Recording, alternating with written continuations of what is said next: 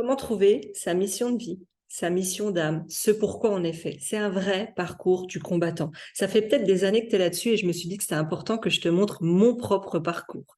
Comment j'ai fait pour atteindre la liberté financière alors que je viens de la rue à 17 ans, alors que je manquais profondément d'estime, alors que j'avais beaucoup de souffrances de vie qui me faisaient manquer de confiance en moi. Et pourtant, aujourd'hui, je suis conférencière, je suis auteur du livre Né pour impacter et je t'accompagne à développer ton business de coach, de thérapeute, de professionnel de l'invisible pour être remarqué, unique et pour pouvoir attirer des clients de cœur.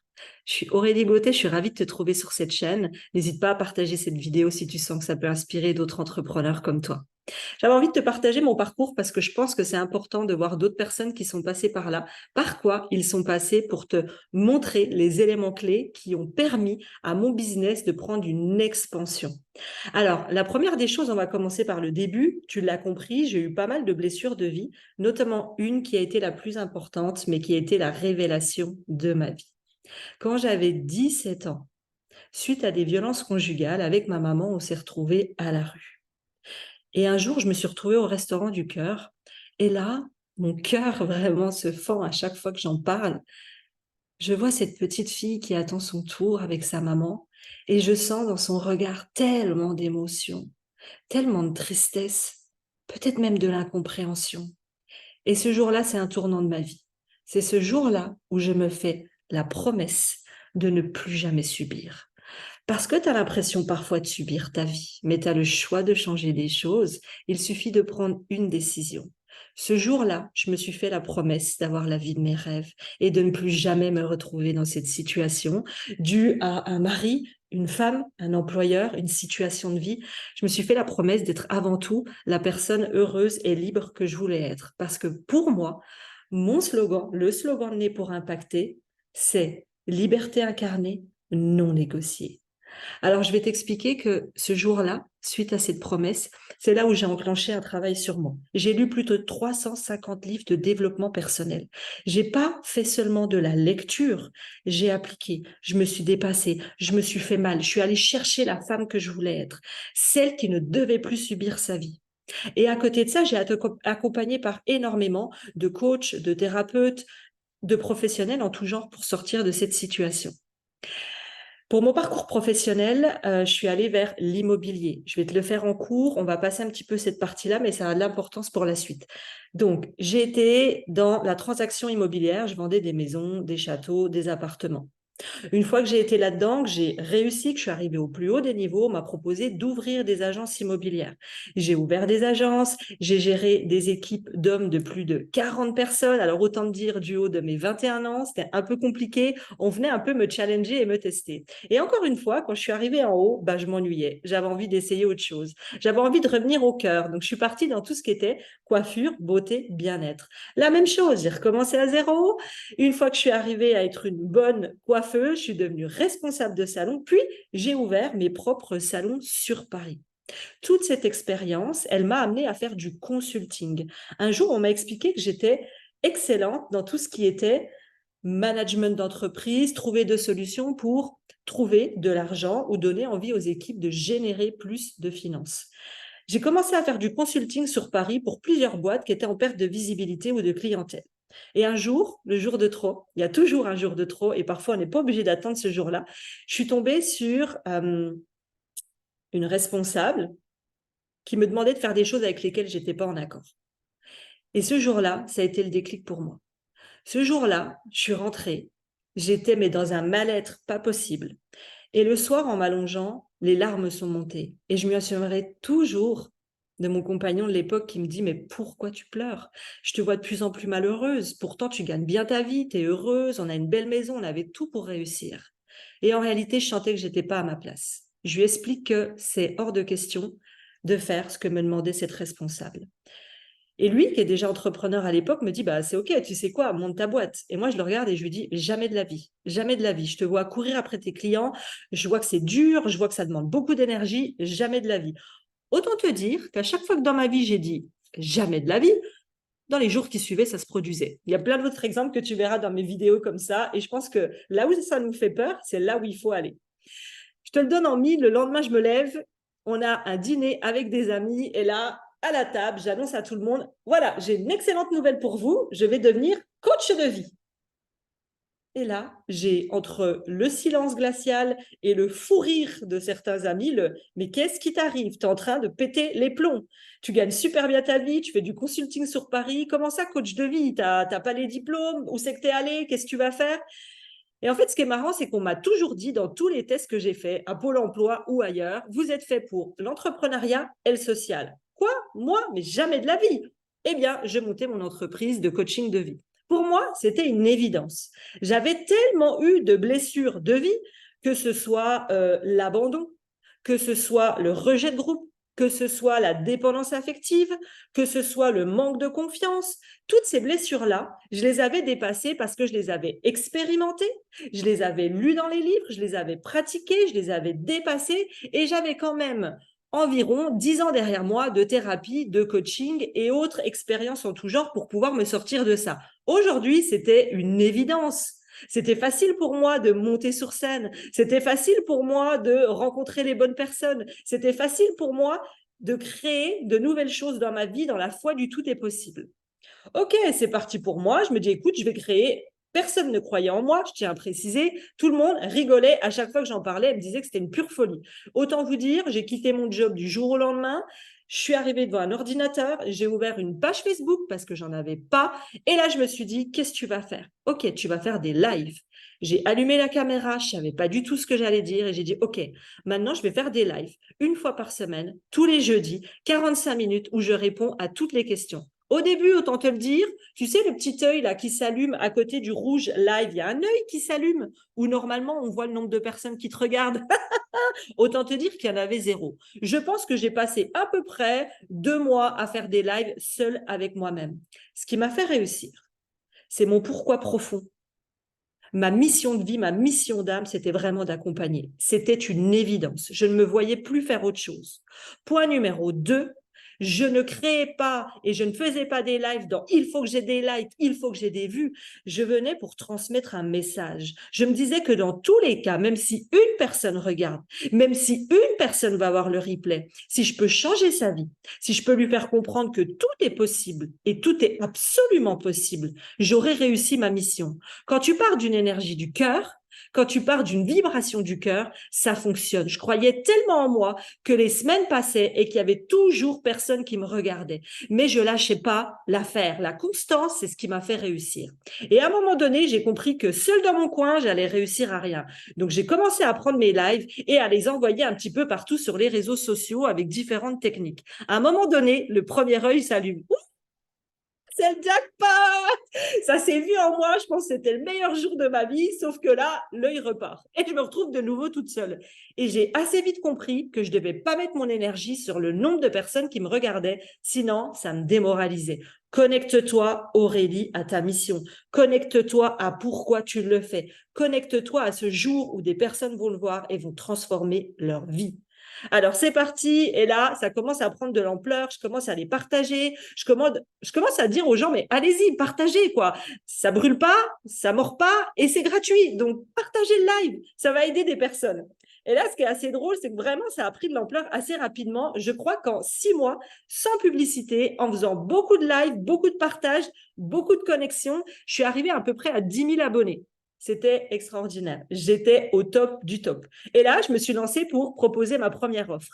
J'accompagne les personnes en tant que coach de vie. Et oui, moi aussi, j'étais une généraliste. Il se passe un mois, il se passe 2 mois, je vends mes premières séances et là, c'est la catastrophe. Je vis les pires moments de ma vie. J'étais persuadée de vouloir faire ce métier et en réalité, chaque jour qui passait, le soir, je me retrouvais complètement anéantie par les histoires dramatiques que j'entendais. J'arrivais plus à supporter émotionnellement tout ce que j'entendais de mes prospects, de mes clients. C'était devenu beaucoup trop émotionnellement pour moi. Dans la vie, je suis persuadée qu'il existe un équilibre.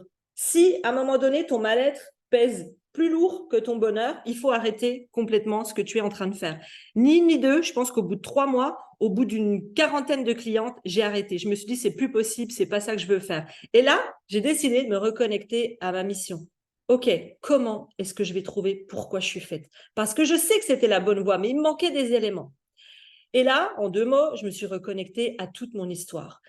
Depuis mes 17 ans, j'ai toujours été dans la finance, le business. J'ai été accompagnée pendant plus de 10 ans par des thérapeutes. J'ai une histoire de vie assez quand même riche en expérience. Et je me suis reconnectée à pourquoi je faisais tout ça. J'ai repensé à mes 17 ans, j'ai repensé à ma maman. Et là, c'est venu me toucher dans mon cœur. Je suis allée chercher dans le pourquoi. Pourquoi je veux faire ça? Ok, je veux faire ça, mais pourquoi ça? Ok, ça, mais pourquoi ça? Je suis allée chercher au plus profond de mes tripes. Et là, j'ai compris une chose. Ce qui me motivait le plus dans ma vie, c'était que plus jamais aucune femme ne vive ce que ma maman a vécu. Par le manque de finances, elle a connu les restaurants du cœur, la souffrance, le je n'ai plus de toi, je n'ai plus rien, je ne peux plus donner à manger à ma fille. Et je pense que c'est ça qui m'a reconnectée. Et je me suis dit, OK, c'est pour ça que je veux me lever le matin. C'est pour ça que je veux me battre. C'est pour ça que je veux aider d'autres femmes à comprendre que c'est possible. Et je me suis reconnectée à la liberté financière. Cette situation de vie ne serait jamais arrivée si on avait eu la liberté financière, si on avait eu de l'argent. Et je me suis dit que ça, c'était un de nos pouvoirs. Et que moi qui avais toujours travaillé dans le business, je voulais aider les femmes en manque d'argent, le business, comment connecter le cœur, l'humain et l'argent. Et là, j'ai compris, j'ai un peu mis tout ça ensemble et je me suis dit, attends, je connais par cœur les thérapies, les thérapeutes, les coachs. Je les connais par cœur, je les ai expérimentés, je connais toutes les techniques au monde. Je connais par cœur le business, j'en ai fait dans différents domaines. Est-ce que si je prenais l'ensemble, je ne deviendrais pas coach business? Et voilà comment je suis arrivée à être coach business. Mais il y a encore une petite expérience là au milieu qui va bouger. Parce que oui, en tant que femme, tu vas bouger, tu vas évoluer, tu vas grandir, tu vas passer des paliers. Donc, ce que tu décides de faire aujourd'hui ne sera pas la même chose peut-être dans 2 ans, dans 5 ans, dans 10 ans. Il y a un petit élément que je vais ajouter au milieu que j'ai oublié, c'est que j'ai commencé coach business pour tous les entrepreneurs, toutes les femmes entrepreneurs. Donc, j'étais toujours sur la liberté financière. Et puis un jour, un an se passe et là, je me rends compte qu'il me manque quelque chose. Parce que ça, tu vas les passer dans tes caps. Je me dis, mais qu'est-ce qui me manque? Pourquoi je ne suis pas encore 100% heureux? Je sentais que j'étais à 70% de mon bonheur dans ce que je faisais au quotidien. Et quand j'ai regardé ma clientèle, il y avait 70 voire 80% de personnes qui faisaient du MLM, de la vente de produits. Je les accompagnais à se différencier parce que quand tu fais du MLM, tu es un parmi d'autres dans la masse, parmi la concurrence ou parmi même dans tes propres équipes, tu es même face à tes équipes. Donc là, c'est encore plus compliqué. Et un jour, quand je me suis posée, je me suis dit, il manque quelque chose. Il manque de l'histoire, il manque le côté humain, il manque le parcours de vie, parce que je suis une personne avec un parcours riche. J'ai eu autant de blessures que de combats. Et je dis souvent, Dieu, les anges, les guides, ce en quoi vous croyez, donnent les plus grands combats aux plus valeureux soldats. Et ma mission se cachait derrière ça. Et là, je me suis réveillée et je me suis dit, mais il manque l'histoire. Il manque qui est cette personne. Et du jour au lendemain, j'ai décidé de me spécialiser. C'est là où je reviens au thérapeute, coach, chaman, professionnel de l'invisible, puisque toute petite, je suis connectée à l'invisible. J'ai cette clairvoyance, intuition, j'ai cette capacité de ressentir immédiatement chez les personnes ce qui bloque ou alors ce qu'il faut mettre en place pour que ça fonctionne dans leur vie et dans leur business. Et là, c'était une évidence. C'est ça qui me manquait. Je voulais des histoires de vie. Je voulais des femmes qui avaient un parcours difficile comme je l'avais eu et qui avaient aujourd'hui dépassé, transcendé ces problématiques et qui voulaient en créer un business. Voilà comment je me suis différenciée. Donc, du jour au lendemain, j'ai arrêté le MLM. 80% de ma clientèle, je te le fais en chiffres, j'étais environ aux 600 000 euros de chiffre d'affaires par an et je crois qu'à la fin, quand j'ai dit du jour au lendemain, c'est stop, je l'ai annoncé sur les réseaux sur un coup de tête, mais j'en étais convaincue, il n'y a rien qui pouvait m'arrêter. J'étais prête parce que pour moi, on ne peut pas réussir quand on n'est pas dans le cœur. Ok les gars, j'ai une excellente nouvelle, moins bonne pour d'autres. J'arrête complètement d'accompagner toutes les personnes qui sont dans la vente de produits. Aujourd'hui, j'accompagne que le service, coach, thérapeute, professionnel de l'invisible. Autant dire que mon chiffre d'affaires, il a fait un peu comme ceux qui étaient déçus que je les accompagne plus, il a chuté comme le tyrolien. Sur la tyrolienne, je me suis retrouvée de 600 000 euros à, je crois, à peu près 70 000 euros.